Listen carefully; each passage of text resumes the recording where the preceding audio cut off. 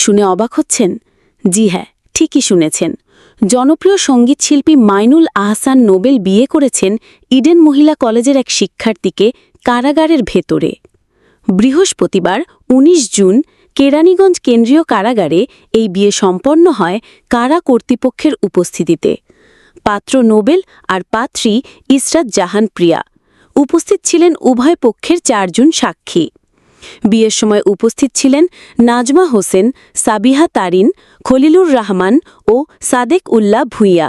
আর পুরো বিয়ের তত্ত্বাবধান করেন ঢাকা বিভাগের ডিআইজি প্রেজেন্স মোহাম্মদ জাহাঙ্গীর কবির। ১৯ মে রাতে রাজধানীর ডেমরা থেকে গ্রেফতার হন নোবেল। অভিযোগ, এক নারীকে জোর করে বাসায় আটকে রেখে ধর্ষণ করেছেন তিনি। ওই নারীই বর্তমানে তার স্ত্রী। ২০ মে আদালতে হাজির করা হলে বিচারক তার জামিন নামঞ্জুর করে কারাগারে পাঠান।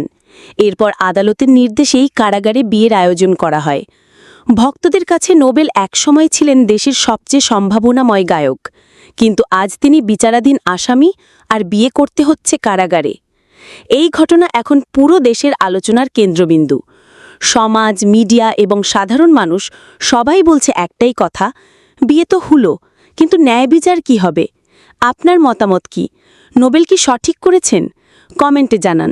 ভিডিওটি ভালো লাগলে লাইক দিন, শেয়ার করুন এবং সাবস্ক্রাইব করতে ভুলবেন না।